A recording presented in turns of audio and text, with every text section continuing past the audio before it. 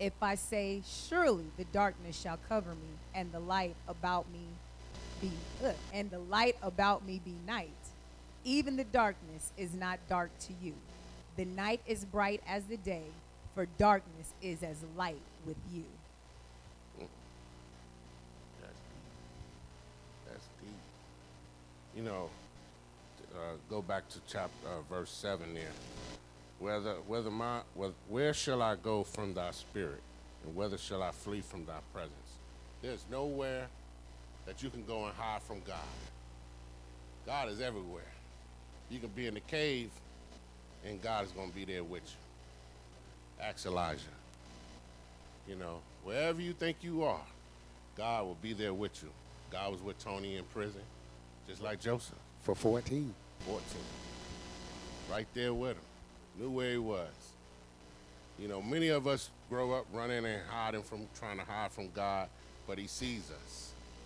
He knows exactly where we are and what we're doing. And a lot of times we don't even realize when God sends someone in our life to act on his behalf, to make us come to our senses sometimes when we know we're out there doing wrong, or even when we need help, God will send somebody. He knows where we are. He knows if you're broken down on the road, he's going to send someone to go pick you up and take care of you, help you. So there's nowhere we can hide from God. And then it says, if I ascend up in heaven, thou art there. If I make my bed in hell, thou art there. And one of the great promises that he will never leave us nor forsake us. God will never leave you nor forsake you. He's going to be there with you. When we all go up to heaven, he'll be there with us. God forbid any of us should perish and go to hell. He's still going to be right there with you. He's still going to be right there. So, just know that there's no place that you can hide. I take the wings of the morning, dwell in the uttermost parts of the sea. I'm still out there with you. You could be out there in the deep ocean. I'm still out there with you. It's amazing, I think every time we go on a retreat or something, God shows up, and it's funny because this past summer when we went out there to the preachers conference, we just sitting out there talking, shooting the breeze, and God just came up, hey, I hear y'all over there. That was God directing that man to us. He knew what that man needed. He knew what that man needed, some prayer, a word of encouragement. And it was just amazing because I think it was like 2 or 3 other people that came and, wanted prayer as well. A lady came up as well, things of that nature. It's just amazing. Every time we go out and about, when you're doing God's business, God will be there. He's going to show how he can use you to impact and help someone. Just an encouraging word. We at the pool hall, here come a brother. It's just amazing. God is everywhere with you. Anybody got anything to say? Any experience when God was with you, you thought he wasn't? I'll say, it's been quite a few times, that I've been in situations where, it seemed like I shouldn't have came out of. I mean, just to go through prison, it sounds so cliche as from an outside perspective, but when you in there, you don't think you're gonna make it, But when you get through it, you can look back and see God bringing you right through that thing, So you definitely on point with that, Rich. I like that. Yeah. That's a good word, man. Yes, ma'am. Yes, ma'am.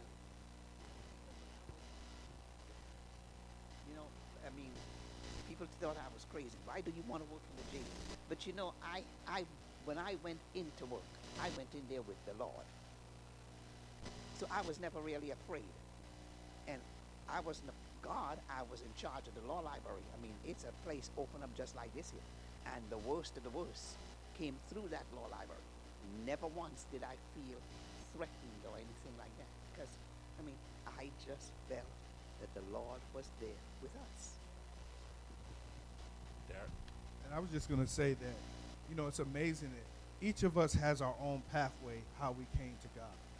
You know, like how Tony's way was not the way that I came. You know what I'm saying? But God, he didn't care less. You know what I'm saying? Like the Lord found me at 35.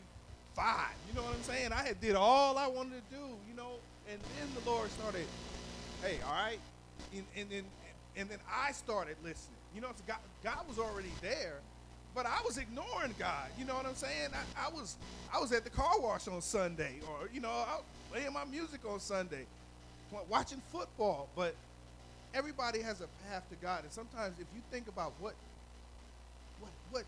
drove you, or what you said, man, you know what? I tried everything else, and I think that's what I know for me. I tried everything else, women, liquor, you know what I'm saying? But that didn't fulfill what I needed. I needed God. You know what I'm saying?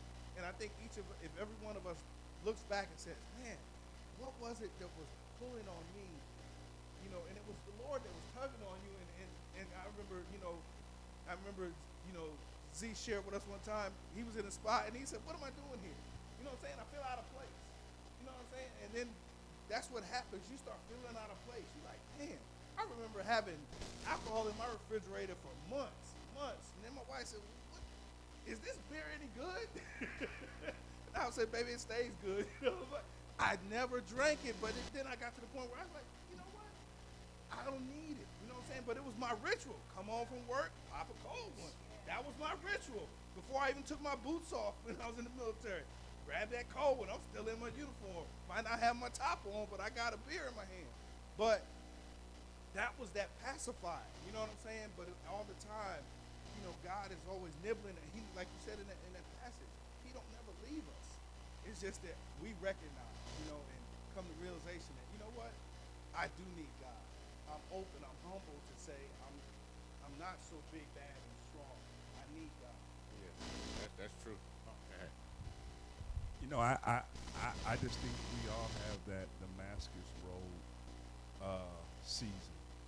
I think we all come to a point, no matter what you did in life. I think, you know, and sometimes you get it, sometimes you don't. I was a little hard-headed. Mother Duro can contest, even when I got here. But I think we all have that moment in life when we say, you know what, I'm tired of running. I'm tired of doing the same old thing. It's time for me just to surrender, because you ain't going to win. You know what I'm saying? When it's in God's will, you can run and fight. You know, all of us as ministers, I was sitting there like, Lord, you tripping. Send somebody and hurry up. Or basically, like you said, come down to the side of my bed and speak to me if you really want me to preach your word. Because I didn't think I could do it. And he said, no, you're not going to do it. I'm going to do it through you, and I'm going to get the glory. You know, I was talking to Tony the other day. I've been reading Judges, and even with Gilead, you know, Gideon, he was just sitting there. He was like, Lord, I can't do this thing. And the Lord was like, as long as I'm using you, you can do anything.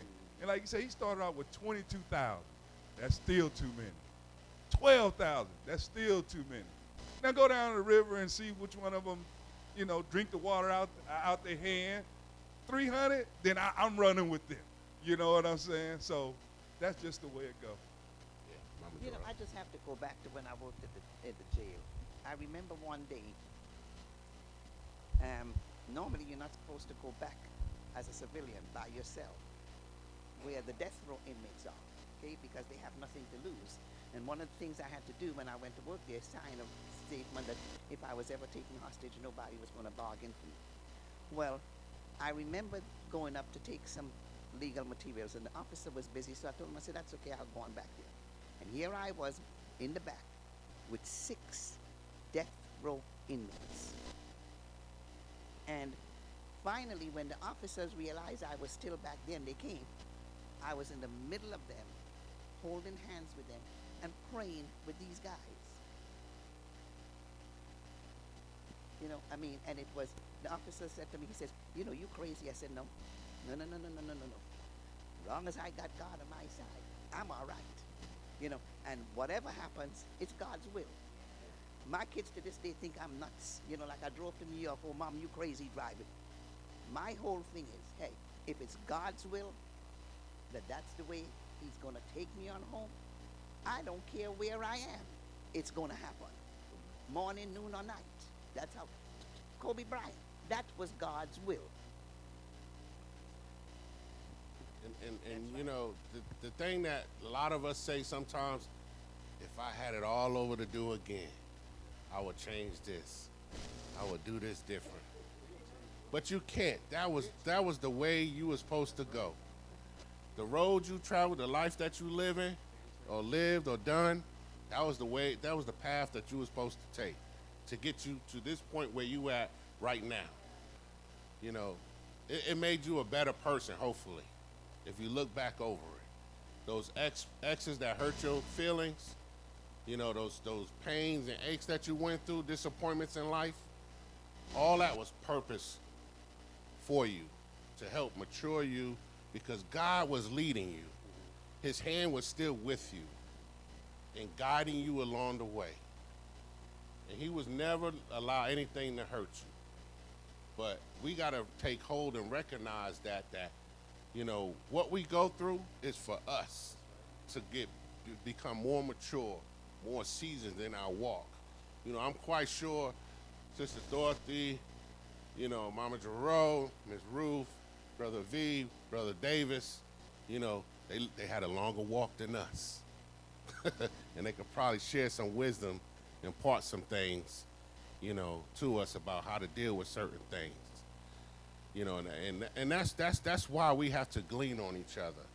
You know, it's not just that, you know, we have the elders here, you know, to tell us, don't be doing this and don't be doing that, or things of that nature. Sometimes they're there to help shift you to say, you might want to look at doing this way. Because the way you're doing it is going to lead you down destruction.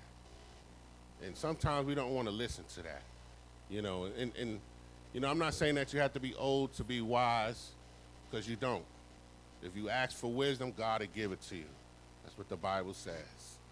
You know, even as a young child, you ask for wisdom, God will give it to us.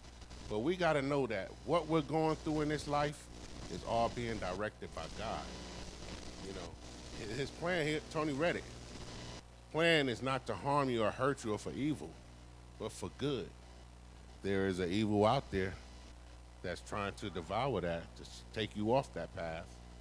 And sometimes God may let him off the leash to do that. You know, like a lion, he goes steal, kill, and destroy, trying to see who he can sift. But we got to stand fast. We got to stay whole unto God like Job until my change comes. You know? Who's going to say something, Tony? I was just going to add in with, you know, to it that we go through the things we go through also because you're building, there's a testimony that God is building for you.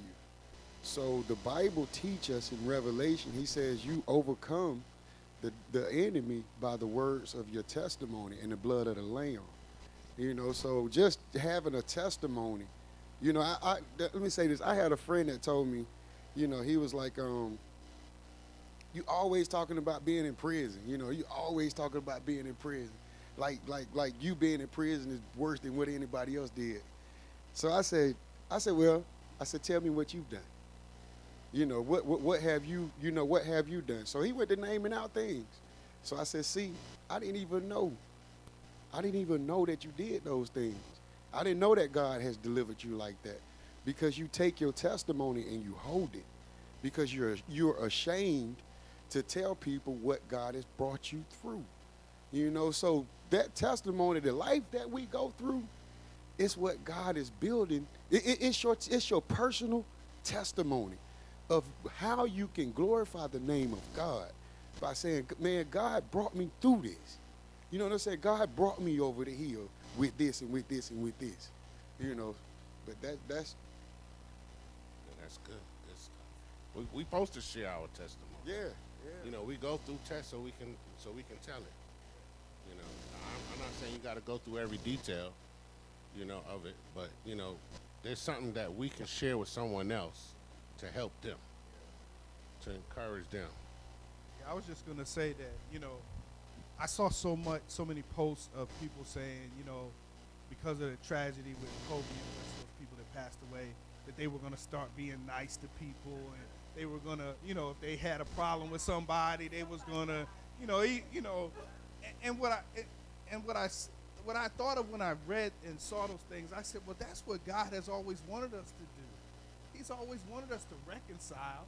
He didn't want us to be at each other's throats. And I just thought that, and I said, well, man, all things work together for the good of those that know. So in this tragedy, if it's getting people, I saw 50 Cent saw a post, and he's known for going at people.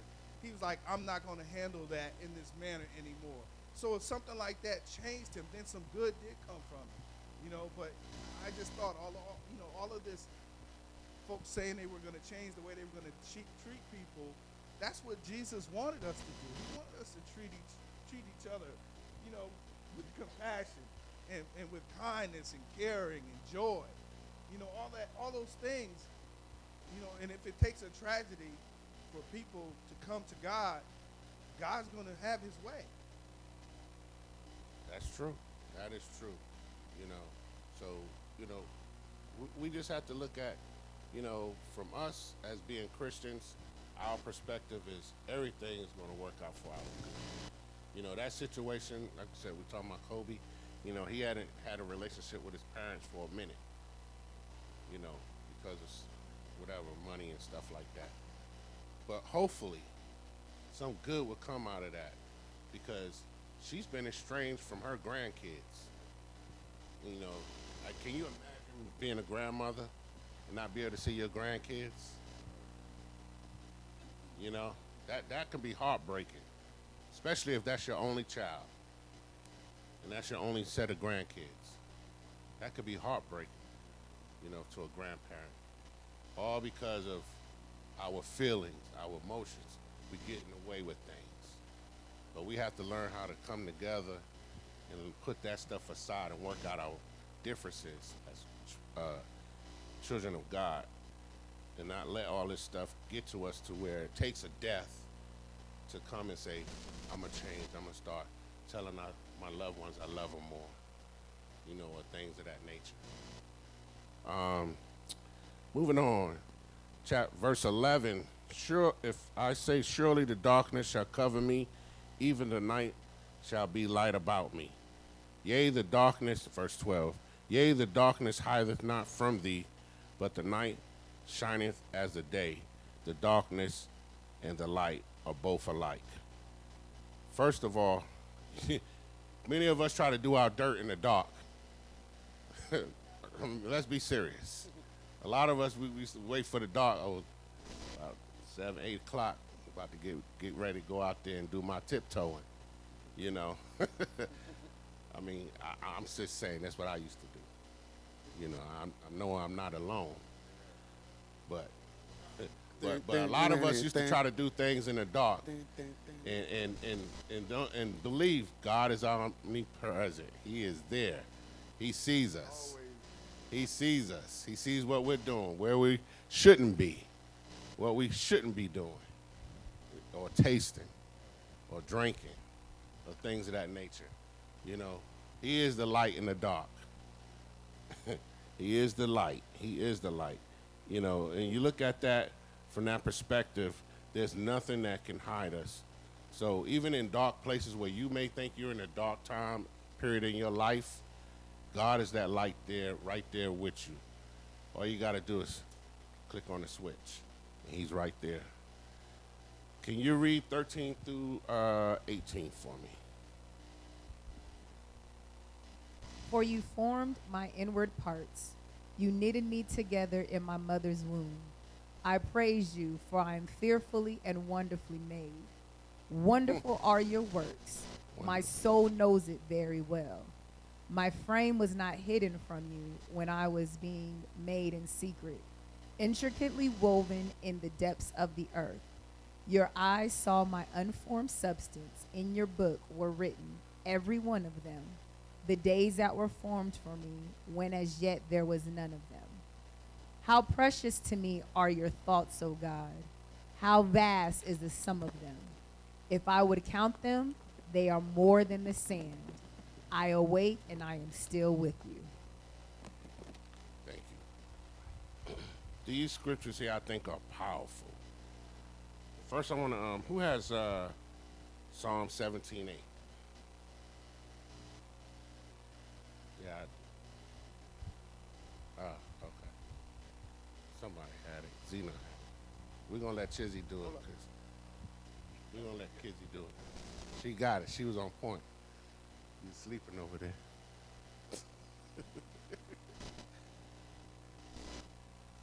Keep me as the apple of your eye. That's it. That's it. That's it. Keep me as the apple of my eye. Man, that right there says a whole lot. You're the apple of God's eye. I mean, when he wakes up and open up his eye, he's seeing you right there in the center.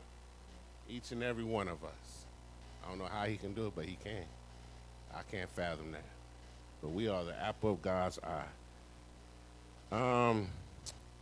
Romans 8:16 and 17. I think that'd be, yeah, a little late on it, but I'm coming.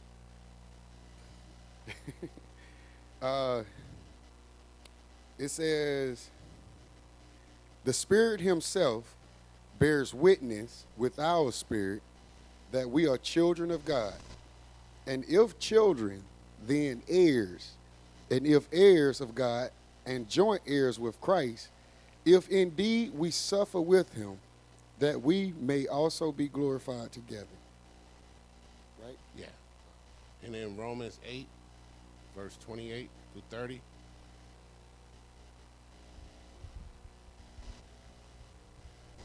Work together for the good to those who love God and to those who are called according to his purpose. For those whom he foreknew, he also predestined to become conformed to the image of his Son, so that he would be the firstborn among many brethren. And these whom he predestined, he also called. And these whom he called, he also justified. And these whom he justified, he also glorified. So God predestined you. He called you. Then he justified you. And then he glorified you. You're the apple of his eye. He called you. He predestined you before you was formed in your mother's womb. Then he